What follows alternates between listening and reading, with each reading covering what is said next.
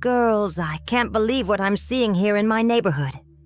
Every night, an elegant woman waits for my married neighbor in the car, and they go out together for hours. I think I'm witnessing the most blatant betrayal I've ever seen in my life. Don't look away, because I'm going to tell you everything, absolutely everything, that I discovered while observing this situation through my window. And girls, the end of this story will leave you speechless. Look, every day here on the channel, I bring you a new story, or gossip, that I see behind the scenes here in my neighborhood. And today I have one of the most intriguing stories I've ever witnessed. So, if you enjoy good gossip, like the video now. Subscribe to the channel to be notified every time I post a new story like this, and leave a comment telling me what you think is happening.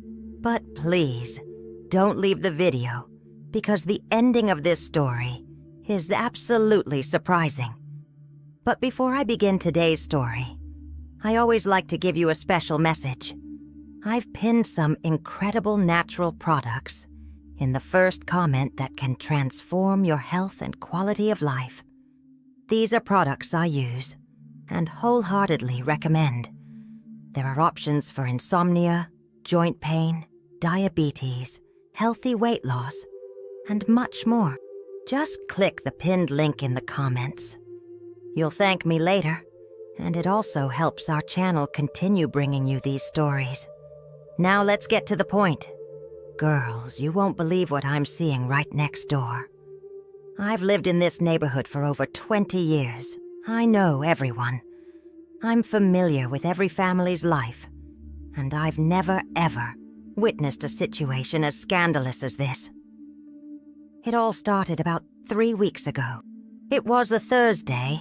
I remember it well because I always spend more time at the window on Thursdays, arranging the plants in my living room. The weather was a bit cloudy, that heavy, late afternoon feeling that feels like it's going to rain at any moment. I was fussing with my geraniums when I noticed a car parked right in front of Michael's house. Michael has been my neighbor for about 5 years. A young man in his early 30s, he's always been very polite to me, waving when he sees me. The kind of neighbor who doesn't bother anyone. He's married to Sarah, a sweet, always friendly woman, and she's pregnant with their first child. Imagine my outrage at what I was witnessing.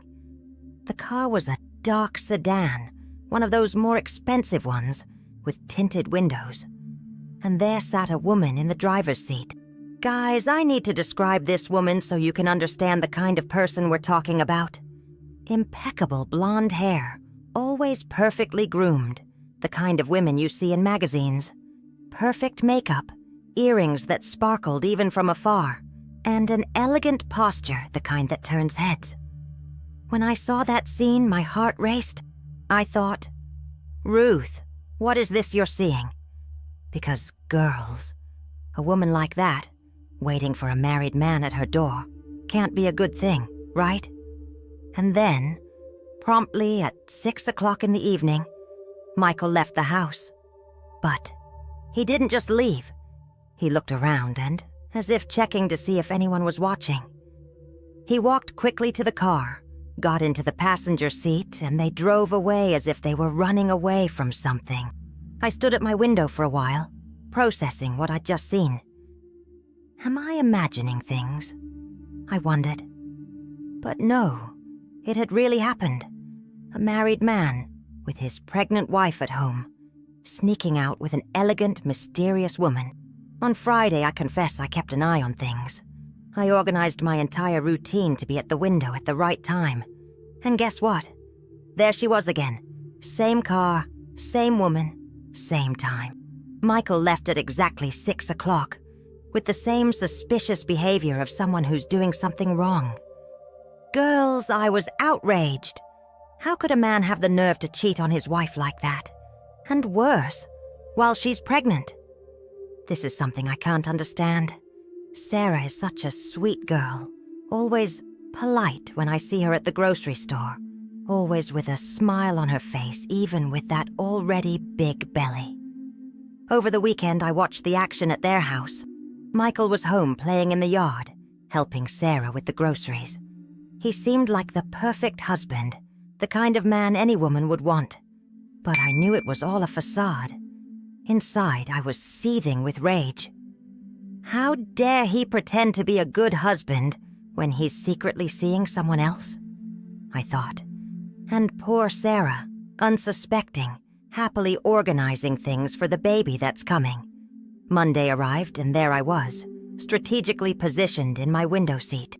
At 5:30 in the afternoon, I started paying attention. And wouldn't you know it, at 6 o'clock sharp, there was that car again. The same mysterious woman, waiting patiently. This time, I decided to pay closer attention. The woman had a serious expression, not the kind of expression you'd expect from a romantic encounter. She seemed more preoccupied, as if she were there out of obligation.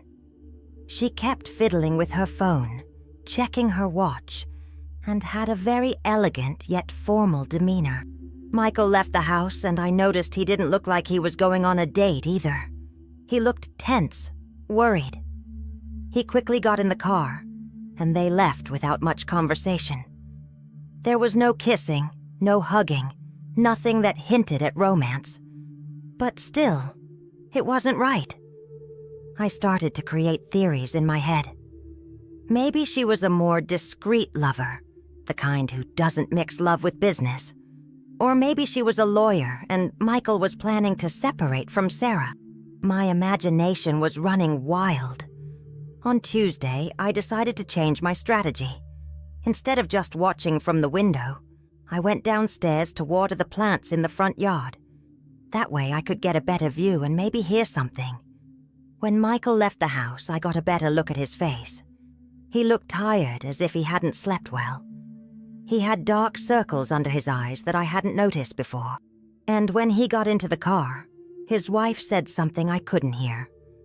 But from the movement of her lips, it seemed serious. They chatted in the car for a few minutes before leaving. This intrigued me even more. If it were a simple betrayal, they wouldn't have stayed there talking so much, would they? They'd have gone straight to the motel or wherever. But what caught my attention most was when they returned, around 10 o'clock at night. I was in the kitchen washing dishes when I heard the car pull up. Peeking through the kitchen curtain, I saw Michael getting out of the car. He looked exhausted, as if he'd been through something really difficult. The woman didn't even get out of the car, just waved and drove away. Michael stood on the sidewalk for a while, as if gathering his strength to go inside. And when he did, I saw Sarah at the window, waiting for him with a smile. She greeted him with a hug, and I could tell from her body language that she was genuinely happy to see him. This confused me even more. If Sarah suspected anything, she wouldn't be welcoming him like this, right?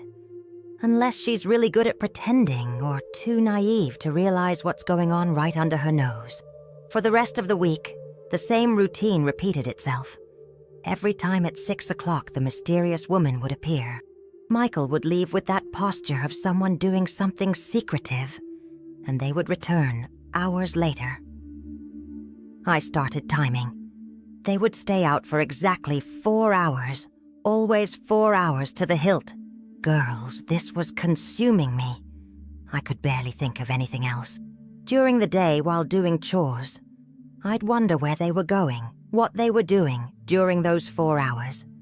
And worst of all was seeing Sarah, all happy and confident, unsuspecting. One thing that intrigued me was that the woman never varied her routine. Always the same car, always the same elegant and formal outfit, always the same serious expression. It didn't seem like the typical behavior of a passionate lover. Lovers tend to be more, how shall I put it, more emotional, more demonstrative. And Michael was acting strange too. On weekends, when he was home with Sarah, he seemed always pensive, as if something was weighing on his conscience. Several times I saw him standing in the backyard, staring into space, with a sad expression. Poor Sarah was beaming with pregnancy. Every time I saw her, she talked about the preparations for the baby, about how loving and attentive Michael was being. If she only knew what I was seeing. My heart ached for her. I started to feel guilty for knowing all this and not saying anything. But what could I do? Go to Sarah and tell her that her husband was secretly seeing another woman? Without concrete proof, she might think I was just a gossipy neighbor trying to cause trouble. So I decided to keep observing, gathering more evidence before taking any action. After all, if I was going to tell Sarah anything, I had to be absolutely sure of what was happening. Guys, don't leave the video now because what I discovered next will absolutely shock you. The situation became even more mysterious, and I began to notice details that made no sense for a common betrayal. In the second week of observation, I decided to investigate further. After all, it's not every day that we witness a situation like this, and I was determined to understand what was really happening. I started paying more attention to Sarah too. If her husband was cheating on her, there would have to be some sign, right? Women who are being cheated on tend to exhibit certain behaviors. They become more suspicious, sadder, and start questioning their partner more. But to my surprise, Sarah was the opposite. She seemed happier than ever. Every morning I saw her in the garden, watering the plants with that radiant smile of someone living the best moment of their life. She hummed little tunes, talked to her belly, preparing the baby for the world. This deeply intrigued me. How could a pregnant woman be so serene and happy if her husband was sneaking out every night? Either she really didn't know anything, or there was something more to this whole story. I also decided to observe Sarah's schedule. I discovered that every afternoon, around 5:30, she would go home and not come out until the next day. It was always at this time that Michael would take the opportunity to go out with the mysterious woman. Perfect coordination, as if it were something very well planned. One Wednesday, something happened that really caught my attention. Sarah left early to go shopping and returned just as Michael was leaving with the other woman. I thought, now she's going to find out. My heart was pounding, as if I were watching a thriller. But you know what happened? Sarah waved at the car. She waved like it was the most normal thing in the world. She saw Michael in the passenger seat, saw the woman driving, and simply waved with a smile on her face. Then she went into the house as if nothing had happened. Girls, I was completely lost. What do you mean, wave? If it were a betrayal, she should have exploded, made a scene, and confronted her husband immediately. But no, she waved. This could only mean she knew something, but what? I started to come up with new theories. Maybe it was an open relationship. Maybe Sarah knew about the mistress and accepted the situation. Or maybe the mysterious woman was a relative of the family. But what relative sneaks out with their brother-in-law every night? The next day, I decided to try an experiment. I made up an excuse to talk to Sarah. I said I was baking a cake and needed to borrow some sugar. It was the perfect opportunity to try to figure something out. Sarah welcomed me with her usual warmth.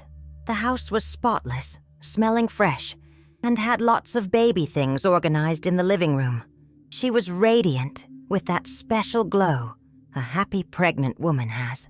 I took the opportunity to strike up a conversation. "And Michael, how is he? I always see him going out in the afternoon." I thought maybe she was letting something slip. Sarah smiled and replied, "He's fine. Very busy lately, but he's fine." I asked if she didn't mind being alone at night since she was pregnant. "No, I don't mind. It's important for him to do his activities. In the end, it's for both of our own good," she said, with an expression I couldn't quite decipher. It wasn't sadness, it wasn't anger, it was more like resignation, or maybe understanding. I left there more confused than before. Sarah's words echoed in my head. It's for both our own good. What kind of betrayal would be for the couple's own good? It made no sense at all. That night, I was especially alert when Michael returned. He arrived around 10 as usual, but this time I noticed something different. He seemed more haggard than usual, walking more slowly, as if carrying a heavy weight. Sarah was waiting for him at the door, as always. But when he approached, I could see her embrace in a very affectionate, almost protective way. It wasn't the embrace of a wife welcoming her husband back from a date with his lover. It was the embrace of someone who was worried, who wanted to comfort him. This observation completely changed my perspective on the situation. I began to think that maybe I was reading it all wrong. Maybe it wasn't a traditional betrayal. But what else could it be? On Friday of this week, something happened that made me question all my theories. It was raining heavily, the kind of storm that makes everyone rush home. I was at the window watching the rain when I saw the mysterious woman's car arriving. This time, she didn't wait outside. Michael ran out into the rain and quickly got into his car. But before he left, the woman called someone. I could see her gesturing, speaking urgently into the phone. They left in a hurry, more than usual, and for the first time I felt there was something urgent about the situation. It didn't feel like a romantic date that could be postponed because of the rain. It felt necessary, something that couldn't wait. When they returned that night, Michael got out of the car, visibly shaken. The rain had stopped, but he stood on the sidewalk for a long time, as if gathering strength to go home. The woman got out of the car too, walked over to him, and placed a comforting hand on his shoulder. It was at that moment that I had a flash of insight. That woman's demeanor wasn't that of a lover. It was that of someone offering support. And Michael wasn't sneaking out to have fun. He was sneaking out as if it were an obligation, something difficult that needed to be done. Over the weekend, I took the opportunity to better observe Michael's behavior at home. He was different, quieter than usual. Sarah seemed to be caring for him in a special way, preparing his favorite meals, massaging his shoulders, and showing small gestures that indicated genuine concern. One scene really struck me. On Sunday afternoon, I saw them talking in the backyard. Sarah was sitting in a rocking chair, her hand on her belly, and Michael was kneeling beside her. They were talking quietly, and at several points I saw Michael wipe his eyes, as if he were overcome with emotion. Sarah ran her hand through his hair, comforting him. It wasn't a scene of a couple in crisis over an affair. It was a scene of a couple facing a difficult situation together, supporting each other. I began the second week of observation with a completely different perspective. Instead of looking for evidence of betrayal, I began looking for signs that it might be something else. And the signs were all there. I was just misinterpreting them. Michael was thinner. I noticed this clearly when I saw him, shirtless in the backyard, washing his car. He'd always been an athletic man, but now he was noticeably thinner, as if he'd recently lost weight. The dark circles under his eyes were also more pronounced. Even from a distance, I could see he wasn't sleeping well. But they weren't the dark circles of someone leading a double life and losing sleep out of guilt. They were the dark circles of worry, of stress, of someone going through a difficult time. The mysterious woman also began to intrigue me for other reasons. Her punctuality was impressive, always at 6 o'clock sharp, never late or early. Her attire was always formal and elegant, but not sensual. It looked more like a professional uniform than something to impress a lover. And there's one more thing I noticed. She never entered their house. During all the weeks of observation, she always waited in the car. If she were a lover, wouldn't it be natural for her to know the house, to enter when Sarah wasn't there? One Tuesday, I noticed a detail that changed everything for me. When Michael got into the car, his wife handed him a briefcase. A briefcase? Ladies, what lover hands a briefcase to their lover? It seemed much more like a professional relationship than a personal one. Michael opened the folder, looked at some papers, and his expression became even more serious. They talked for a few minutes about the contents of the folder before leaving. Definitely not the behavior of a loving couple. I began to consider other possibilities. Maybe Michael was having financial troubles, and the woman was a consultant or lawyer. Maybe he was planning a surprise for Sarah and needed professional help. Or maybe, on Wednesday, something happened that reassured me I was on the right track. I saw Sarah leaving home that morning for a doctor's appointment. She always goes on Wednesday mornings, probably for prenatal care. When she returned around noon, she was crying. It wasn't a cry of despair or anger, it was a cry of concern. She quickly went into the house as if she didn't want anyone to see her in that state. I was very worried about her, and I even considered going over to offer help. That afternoon, when the mysterious woman arrived to pick up Michael, I noticed his expression. When he saw Sarah was home, he hesitated. He stared at the living room window, as if debating whether or not to go. The woman honked lightly, and Michael got out. But before getting back in the car, he looked back several times, as if leaving something important behind. His posture was more hunched than usual, as if he were carrying the weight of the world. When they returned that night, Michael went into the house, and I could hear voices coming from their house. They weren't voices of fighting, but rather of serious conversation.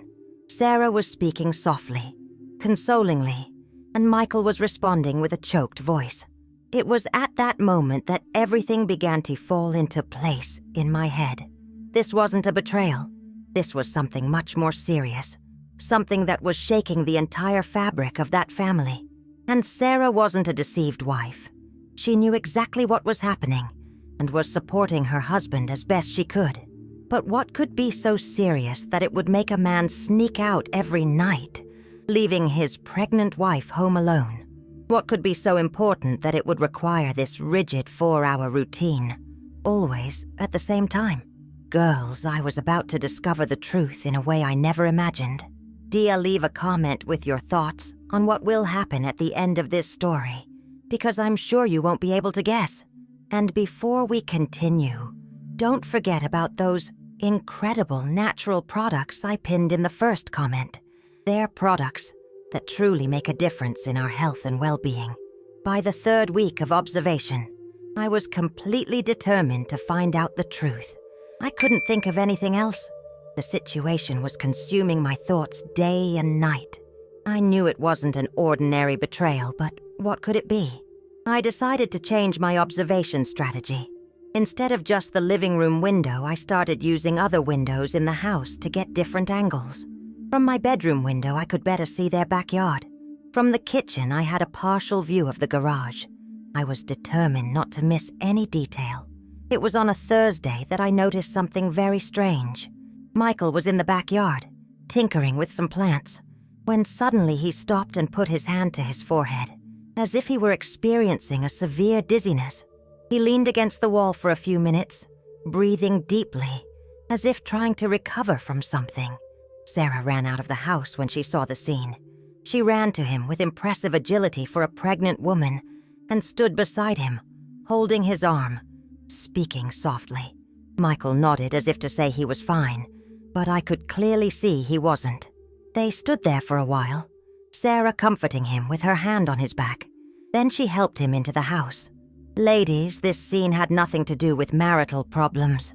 This was a wife caring for a husband who was experiencing some health issue. It was at that moment that a new theory began to form in my head. What if Michael was sick? What if this mysterious woman was a doctor or a nurse or some kind of healthcare professional? That would explain the regularity of their meetings, her formality, the folder of papers. That afternoon, when the woman arrived to pick up Michael, I noticed details I'd previously overlooked. She truly seemed like a healthcare professional. Her posture, her always impeccable and conservative clothing, her military punctuality, the seriousness with which she treated Michael. When Michael got into the car, I noticed he always carried a small purse. A purse I hadn't noticed before, because I was always focused on the woman. But now, looking more closely, I saw it was one of those small cooler bags. Why would anyone bring a cooler bag on a date? I decided to try a new approach. On Friday morning, I made up an excuse to talk to Sarah again. I said I was worried because I'd seen Michael looking a little unwell in the backyard and wanted to know if everything was okay. Sarah greeted me at the door, but this time I noticed her eyes were puffy, as if she'd been crying recently. She tried to hide it with a smile, but it was obvious something was bothering her deeply. Thank you for your concern, Ruth. Michael is going through a difficult time, but we're dealing with it together, she said, her voice breaking. I asked if they needed any help, and she politely declined, but I could tell she was carrying a heavy burden. Sometimes it's hard to see the person we love going through certain situations, but we have to be strong, right? Especially now, with the baby coming, Sarah added, running her hand over her belly. I left with a heavy heart. Those words confirmed my new theory. Michael was going through some health issue, and Sarah was being the courageous wife supporting her husband through a difficult time. Pregnancy made everything even more complicated and emotionally taxing. That night, when they returned from their mysterious rendezvous, I was strategically positioned at the kitchen window. I could see Michael getting out of the car, and for the first time, I noticed details that had previously gone unnoticed. He had a Band-Aid on his arm, a small Band-Aid, right where they usually give injections or take blood draws. Girls. At that moment, it all started to make sense. Those encounters weren't romantic. They were medical. Michael was undergoing some kind of treatment that required regular visits. That's why he was punctual, why his wife was formal, why she had a folder full of papers, tests, results, prescriptions. And that's why Sarah knew everything and supported him, even though she was worried. Over the weekend, I observed their behavior with this new perspective. Michael was more affectionate with Sarah, as if he knew she was making sacrifices for him.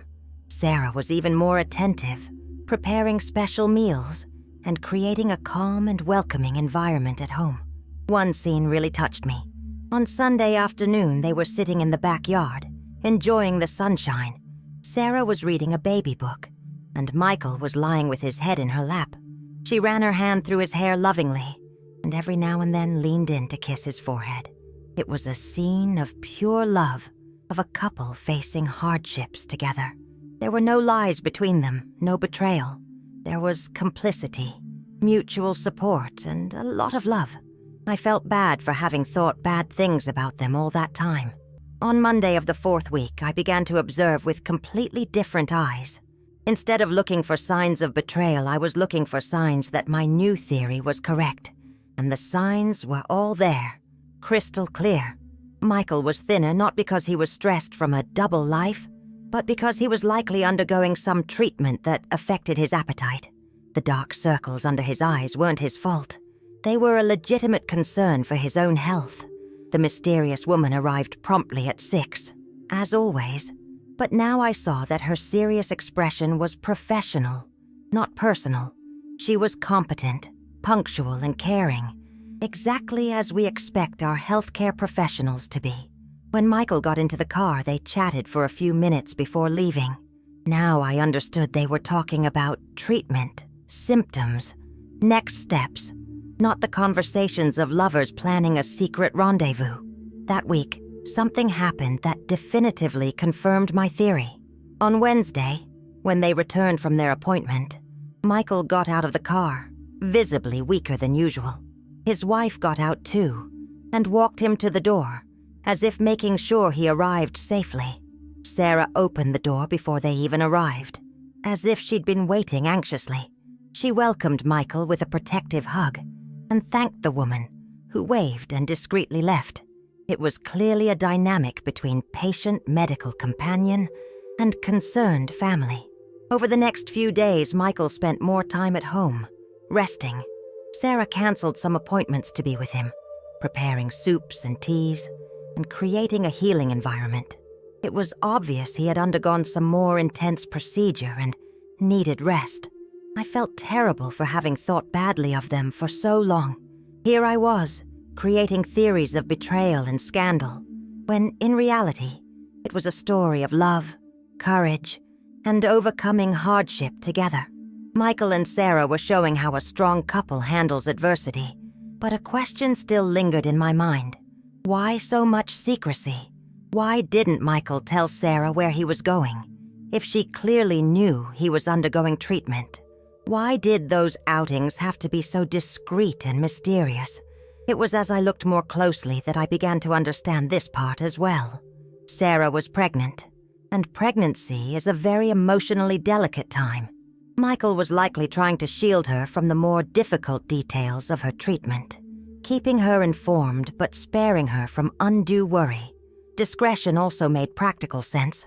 Medical treatments are private matters, and they had a right to keep the situation within the family without the entire neighborhood learning the intimate details of his health. On Friday of this week, I witnessed a scene that deeply moved me. Michael was in the backyard when he had another episode of weakness. This time, he sat in a chair and remained there for a while, clearly feeling unwell. Sarah left the house quickly, but instead of despair, she displayed impressive calm and control. She brought him water, checked on him, and stayed by his side until he recovered. It was obvious she already knew how to handle these situations, that this wasn't the first time. When Michael felt better, they went home together. Through the window, I could see them in the living room, Sarah helping him settle onto the couch, bringing pillows and blankets. It was a scene of care and unconditional love. That night, when the woman arrived to pick up Michael, there was a slight change in the routine. As Sarah left the house and went to her car, she talked to the woman for a few minutes, and I could tell it was a serious but friendly conversation. The woman showed Sarah some paperwork, likely test results or treatment information. Sarah asked questions, and the woman answered patiently, explaining details. It was clearly an informal medical meeting, with Sarah receiving an update on her husband's condition. After this conversation, Sarah kissed Michael before he got into the car and waved to the woman with genuine gratitude. It was obvious she was grateful for the care this professional was giving her husband. When they returned that night, Michael seemed more cheerful. Sarah was waiting for him at the door with a smile, and they walked in, arm in arm. From the vague conversation I could hear, it seemed they'd received good news about the treatment. Girls, get ready, because now the story is about to take a turn you never imagined. I was about to discover the full truth about this mysterious situation, and I guarantee none of you will be able to guess what was really going on. By the 5th week of observation, I was practically certain that Michael was undergoing some medical treatment. But one thing still bothered me. Why so much secrecy? Why did Sarah seem to know everything yet at the same time display so much concern and anxiety? It was on a Monday that everything began to clear up in a way I never expected.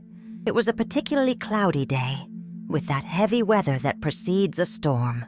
I was in the kitchen preparing lunch when I heard raised voices coming from the neighbor's house. They weren't voices of fighting. They were voices of urgent concern. I could hear Sarah saying on the phone, "Yes, he's having symptoms again. No, he doesn't want to go to the hospital. Please, can you come here?" My heart raced. Michael was feeling unwell, and Sarah was calling for urgent medical help.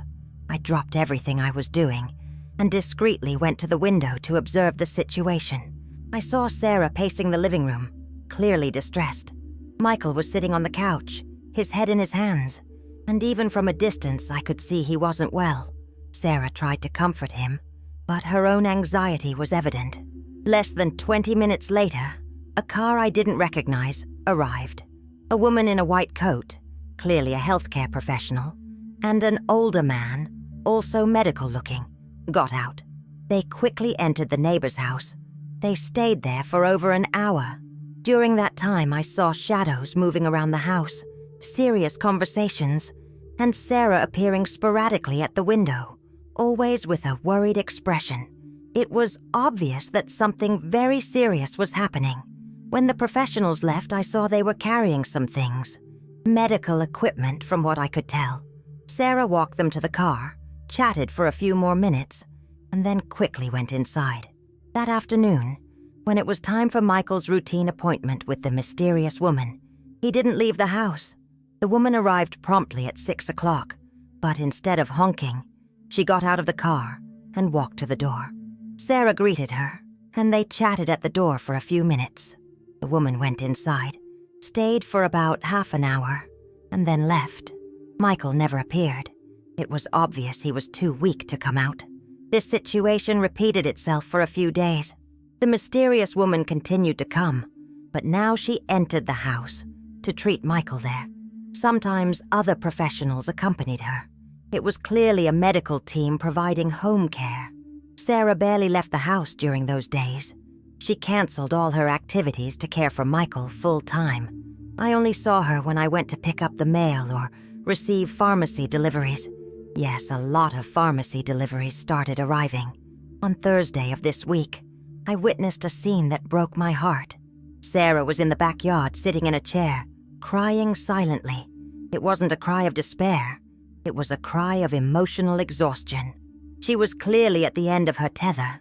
A neighbor across the street, Margaret, a very kind lady, came over to offer support. I saw the two of them talking quietly, Margaret stroking Sarah's back, comforting her. It was a touching scene of female solidarity.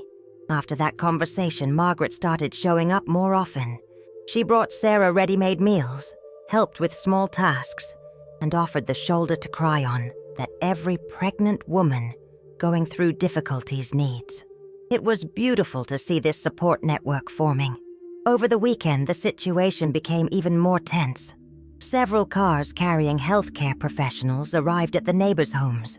I saw equipment being brought inside, and from the commotion, it was obvious something very serious was happening. Sarah called someone in the family, probably Michael's parents, because some people I didn't know arrived, clearly worried family members. The house was full of people, all with grave and worried expressions. It was at that moment that I began to suspect the true gravity of the situation. This wasn't a routine treatment. It was something much more serious, something that was putting Michael's life at risk. And Sarah, pregnant, was facing all of this with impressive courage. On Monday of the following week, something happened that completely changed the dynamic of the situation. An ambulance arrived at their house. It wasn't a screaming emergency, with sirens blaring and rushing about, but it was clearly a planned transfer to the hospital. I watched as Michael was helped into the ambulance. He was conscious, able to walk with assistance, but was visibly weak. Sarah accompanied him, carrying a suitcase that had clearly been packed in advance. The mysterious woman was also there, coordinating the transfer, talking to the paramedics, and handing out paperwork and medical information. It was clear she was the attending physician, ensuring the patient's transition to the hospital went as smoothly as possible. For the next 3 days, the house was empty.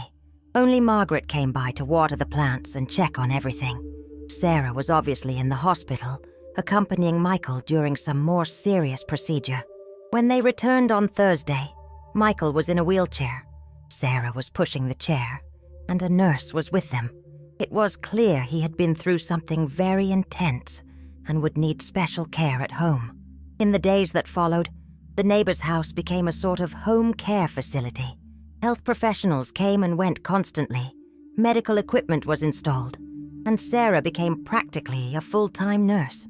The mysterious woman, who I was now certain was Michael's oncologist, came every day to monitor his recovery. Sometimes she arrived in the morning, sometimes in the afternoon, always with the same professional seriousness and dedicated care. It was by observing all these details that I finally pieced together the complete puzzle. Michael was battling cancer.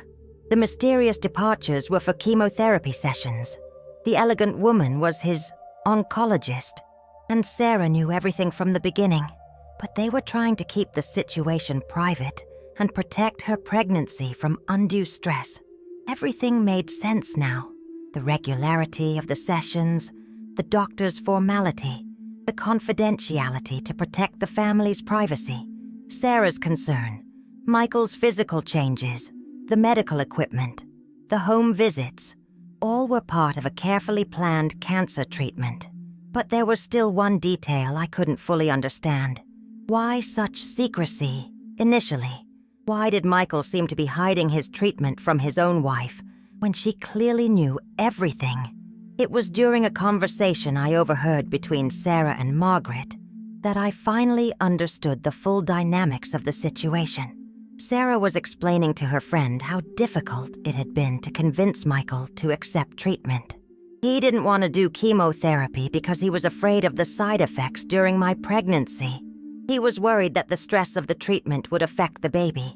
It took me weeks to convince him that I could handle it, Sarah explained. And then he agreed to do the treatment, but on the condition that I wouldn't be directly involved in the sessions. He wanted to spare me the heavy details.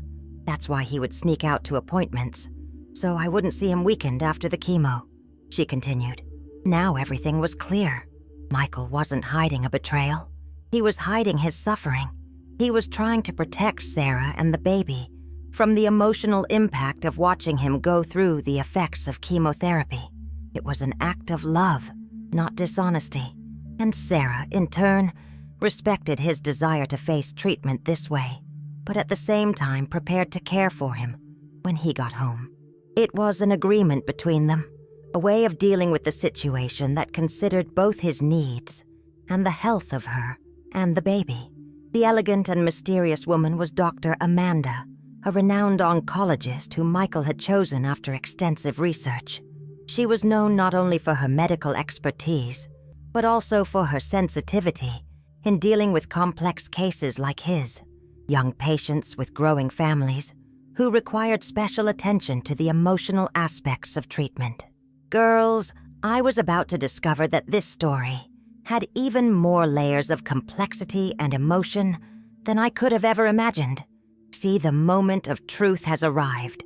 Get your tissues ready because what I'm about to tell you will touch all of your hearts. The discovery I made about Michael and Sarah completely changed the way I see the situations I observe in the neighborhood. I was right about the cancer and the treatment, but there was still a part of this story that I didn't know, and that made all the difference in understanding the extent of this couple's love and courage. It was a Friday morning when everything came to light. I was watering the plants in the garden when I saw Dr. Amanda arriving earlier than usual. She didn't come alone. She brought another doctor with her, an older man carrying a bulky briefcase. They entered the house and stayed there for over 2 hours. During that time, I could see through the window that a serious meeting was taking place. Sarah, Michael, the 2 doctors, and a few other people I couldn't quite identify were all gathered in the living room. When the doctors left, I saw Sarah at the window.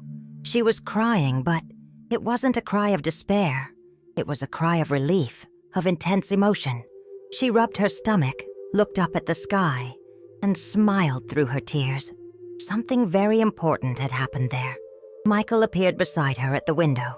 He looked different, with an expression I hadn't seen in weeks. It was one of hope, of lightness. They embraced at the window, and I could see they were talking animatedly about something. That afternoon, something completely unexpected happened. Sarah came out of the house and to my door. She'd never done that before. We always chatted by chance in the garden or on the street. When I opened the door, I saw that her face was lit up, radiant with happiness. "Ruth, I know you've been watching our movements, and I wanted to talk to you about it," she said with a warm smile. My heart raced. Had they noticed I was watching everything?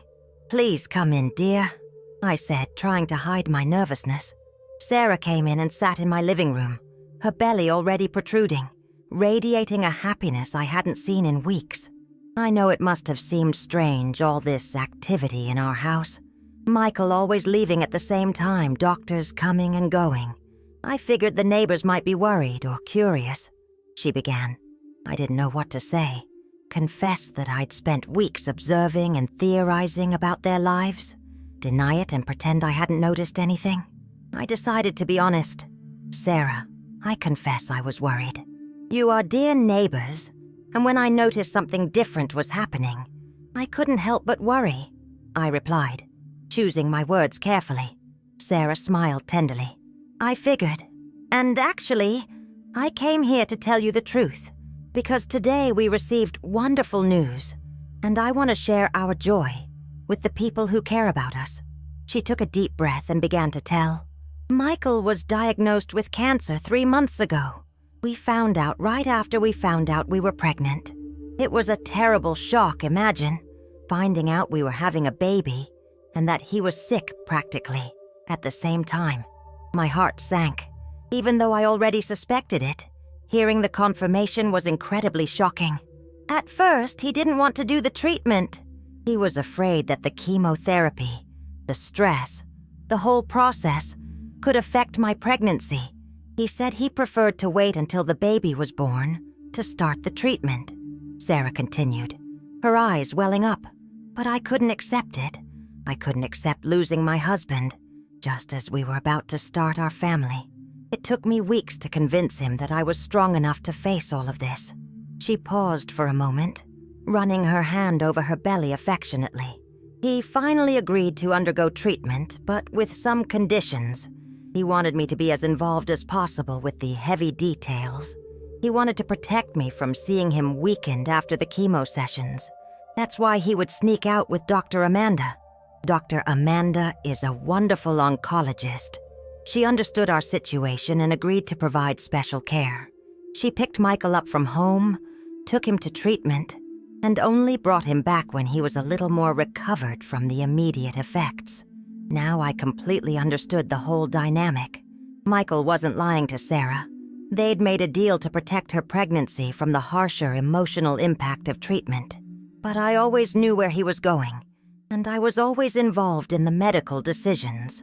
I just wasn't physically present during the chemo sessions, Sarah explained. It was our way of coping together, but in a way that protected my emotional health and the baby's. She leaned forward, her eyes shining with emotion. And today, Ruth, today we received the news we've been waiting for months. The tests show that the treatment is working. The tumor has shrunk significantly, and the doctors are very optimistic. I felt tears welling up in my eyes. That whole story, which I had interpreted as betrayal, was actually one of the most beautiful stories of love and courage I had ever witnessed. Dr. Harrison, who is the team's lead oncologist, said that Michael has a good chance of a complete recovery. We will continue treatment for a few more months, but now with much more hope and peace of mind, Sarah said, beaming with happiness. And there's more wonderful news. The doctors said the pregnancy is perfect. All our care to ensure the stress didn't affect the baby worked. Our son will be born healthy and will probably meet a cured dad.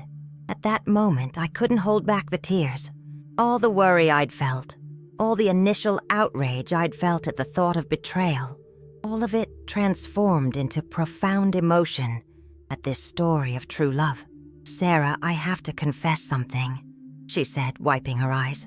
I was really worried when I started noticing Michael hanging out with that fancy girl all the time. At first, I thought it was something else. Sarah laughed fondly. I imagined the neighbors might think that. A beautiful, elegant woman seeking out a married man at the same time every day. It really does seem suspicious to those who don't know the truth. But you know what impresses me most about this whole story? It's seeing how you faced this hardship together, how you protected each other, how you made choices with each other, and the baby in mind, I said, genuinely moved. It wasn't easy, Ruth. There were times when I wanted to be part of everything, to be there for him in every session. And there were times when he wanted to back out so as not to worry me. But we managed to find a balance that worked for us, Sarah explained. And Dr. Amanda was fundamental in all of this. She's not only a competent doctor, she understood our family situation and helped us find a way to deal with the treatment. Today, she's practically family. Sarah got up to leave, but first she gave me a warm hug. Thank you for caring about us, Ruth. It's good to know we have neighbors who care. And now that you know the truth, I hope we can count on your support in the coming months until Michael is completely finished with treatment. Of course, dear. Anything you need, just call, I replied, still emotional from the whole revelation. After Sarah left, I spent a long time reflecting on everything that had happened.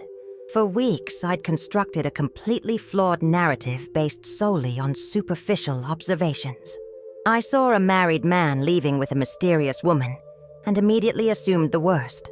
But the reality was infinitely more beautiful and complex. It was the story of a young couple facing one of life's greatest challenges, a serious illness during pregnancy, and doing so with love, courage, and wisdom. Michael wasn't cheating on Sarah. He was fighting for his life to build the family they dreamed of. Sarah wasn't being deceived.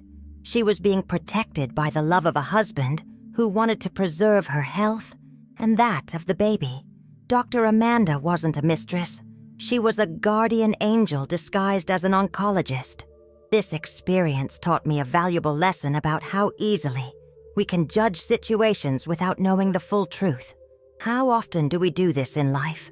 How often do we create narratives based on fragments of information without seeking to understand the full context?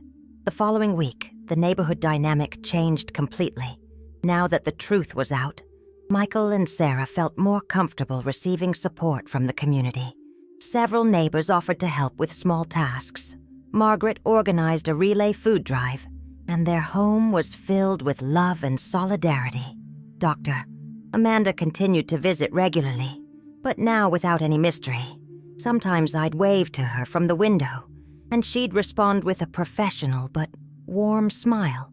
It was comforting to know that Michael was in the hands of someone so competent and dedicated. A few weeks later, I witnessed a scene that deeply moved me.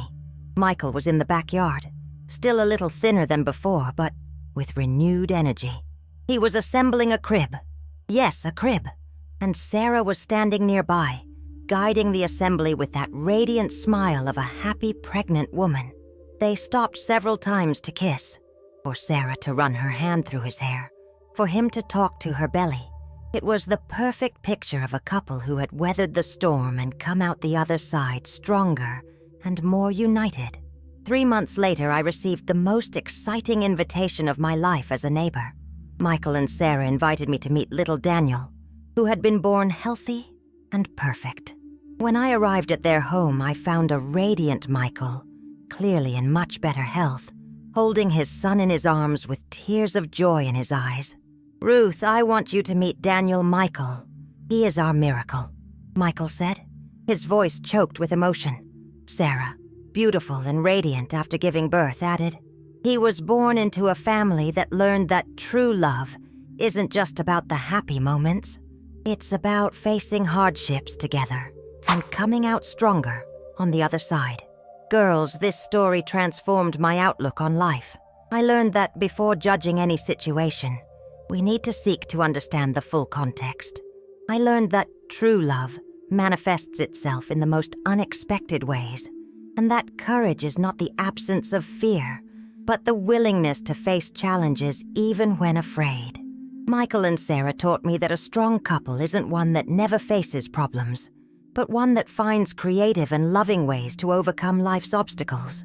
They showed me that protecting each other doesn't mean lying, but rather finding ways to share the burdens without overwhelming the ones we love. What about you, girls? How many times have you judged situations without knowing the whole truth? How many times have you let your imagination create stories that had nothing to do with reality? This story taught me the importance of empathy, understanding, and always giving people the benefit of the doubt. If you enjoyed this true story I witnessed here in my neighborhood, don't forget to subscribe to the channel to be notified every time I post a new one. Like the video if it touched your heart like it did mine, and leave your thoughts on this moving twist in the comments.